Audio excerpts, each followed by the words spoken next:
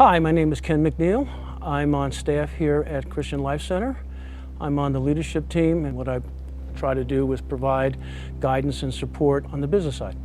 Well, I grew up in the 60s, and I have seen the turmoil that we're evidencing now in the U.S. with a lot of the unrest. The things that come out in my life that I think about from the late 60s and through now, the megaphone that the media has. It's a much broader megaphone, if you will. And what that means is that we get constantly bombarded by a narrative that, to all intents and purposes, we as individuals can't seem to control. 20, 30, 40 years ago, we didn't have the same kind of megaphone then as we do now. We have social media, we have Facebook and those kinds of vehicles or tools, and they're being amped up. Now I think it's too much one way as opposed to two way. How have you been personally impacted in your life? We could go on for hours for that. And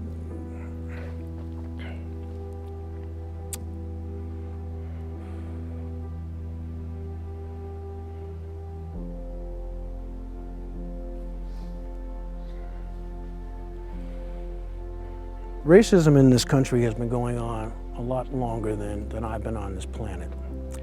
And I've had, as a young person, very young person, experienced racism.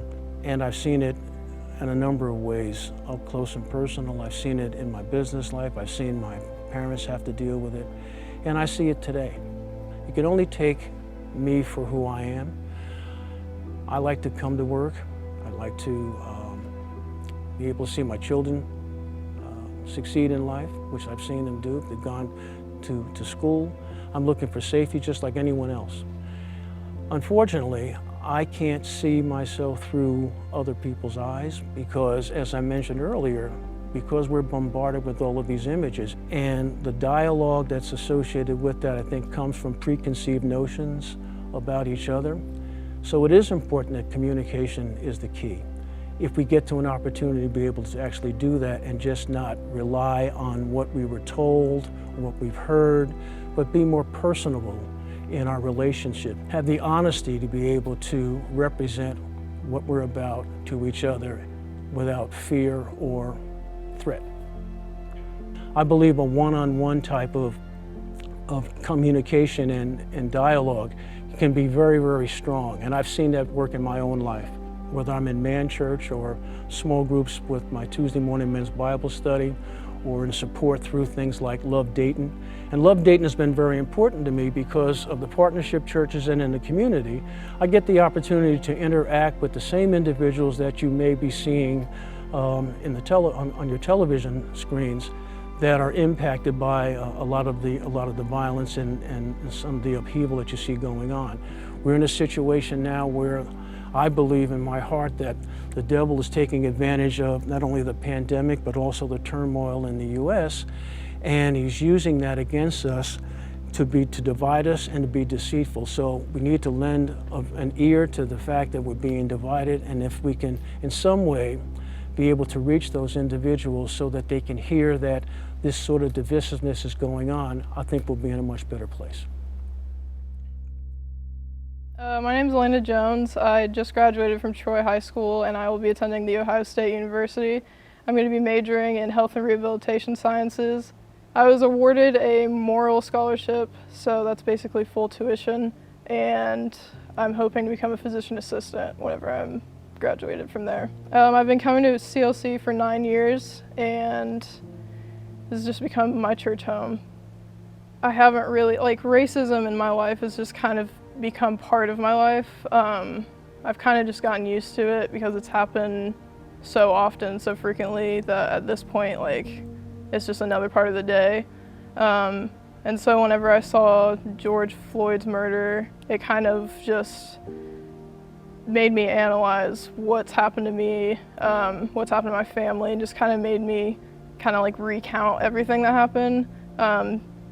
When people see in the news, they see all these things that are considered outright racism, but it's kind of like an iceberg effect where most of the racism is under the surface of the water. I'd be at recess playing with the other kids. I'd ask them if I could join their game, and they'd say there's no brown people in this game, or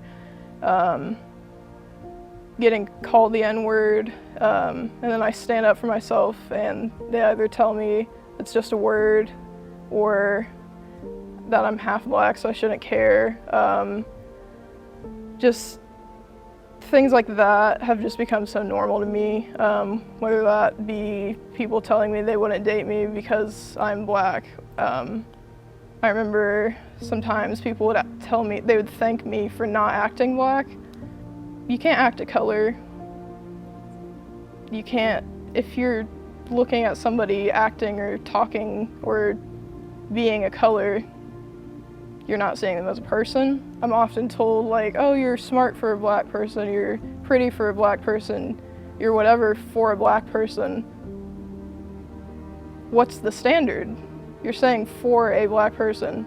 If there's a standard, what you just told me is racist. What you just told me is prejudice, and it, no matter if it's outright or what side of the iceberg it's on, it's not right. So I've been really vocal, posting about some things that you might not realize that are racist or prejudice or cause people of color to not feel good.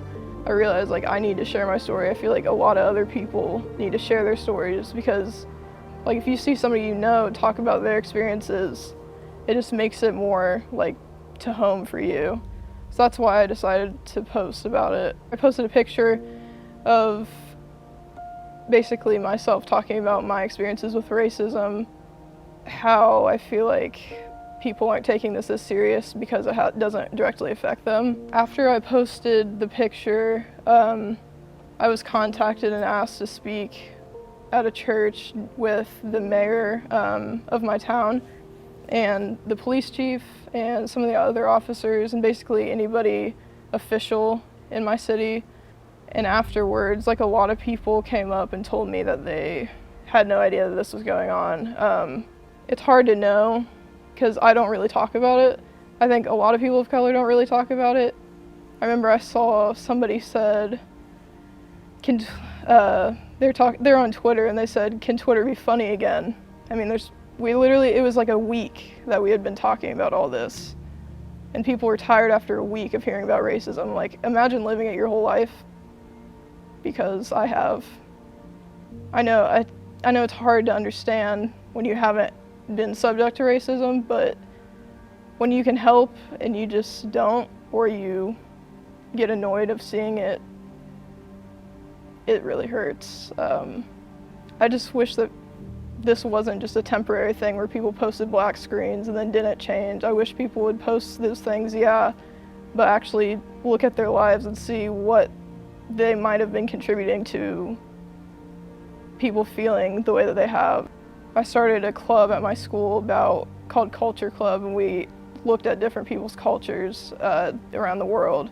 I think that if we were to learn more about other people, we wouldn't be so afraid of them, or I don't think there'd be as much racism in the world if we just valued other people's cultures and differences. I think in my short 18 years of living, I've never seen this many people fight for one cause. I don't think I've ever seen all 50 states protesting. I haven't seen people, black, white, Asian, posting on Instagram. I mean, people say they care and that they want racism to end, but their actions don't change. And so to see all this, it's given me hope, and I've just kind of thought, like, hey, maybe there actually will be a change.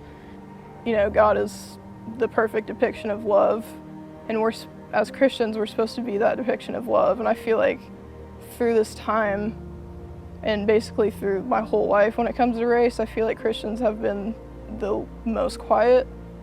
That should be the opposite. I feel like Christians should be fighting for one another. And I just hope that through all this, we can put the love into the world that God wants us to, and for everyone to be seen the way that God sees them, because God sees us all with love, and I know that He wants us to see each other the same way.